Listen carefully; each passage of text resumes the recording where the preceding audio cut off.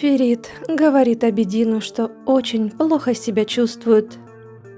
«Мы все решим, братишка», – успокаивает его Аби. Далее Ферит просит Абедина узнать, есть ли связь налетов с Арханом. Также хочет пробить имена, которые дал человек из тюрьмы. «Ты через комнату выместил злость на меня?» – спросила Суна у Кайи. «И я хотел только одного как муж, чтобы ты не встречалась с Феритом». Суна говорит, что не боится его. «Позор тебе! То, что ты сделал, не мужество и не человечность», – сказала Суна.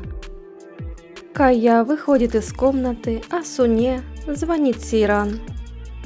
И Суна рассказывает сестре, что на магазины Карханов совершены налеты.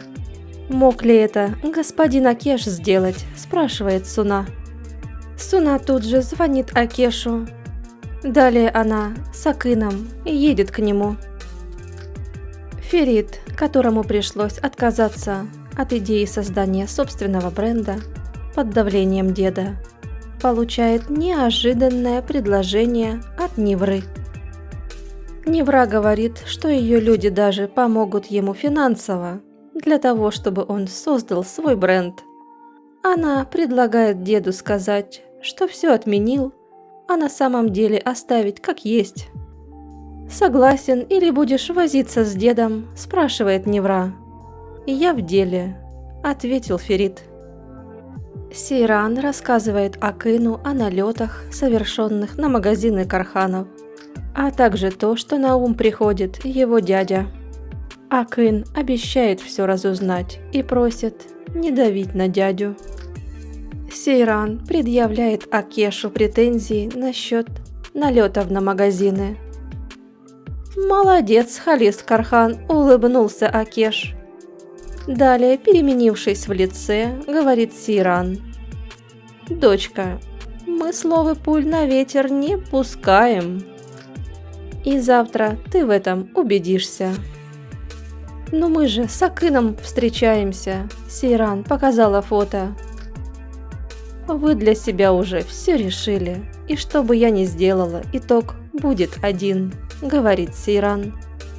«Если я захочу, Архан завтра утром будет дома. Но вопрос, хочешь ли ты этого?» – сказал Акеш. «Я не доверяю вам совсем», – говорит Сейран. «Если я вытащу Архана из тюрьмы, ты сдержишь слово?» – спрашивает Акеш. Далее он говорит, что если она не выполнит все, он выйдет из себя. Разъяренная Сейран, выходя из кафе, говорит Акыну, что вернется домой на такси, и просит его узнать, зачем его дядя все это делает. Акын говорит дяде, что он ему как отец, и благодаря ему они с матерью ни в чем не нуждались. «Чего ты хочешь?» – спрашивает у него Акеш. «Оставь в покое Сейран», – сказал Акын. «Зачем ты ей угрожаешь? У тебя есть счеты с этими Карханами».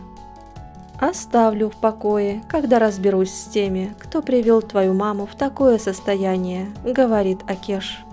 «Они сделали больно моей самой дорогой и любимой сестре. Половину мести я выместил на его сына, теперь пришла очередь его внука», – говорит Акеш. «Ну что они сделали моей маме?» – просит рассказать Акын.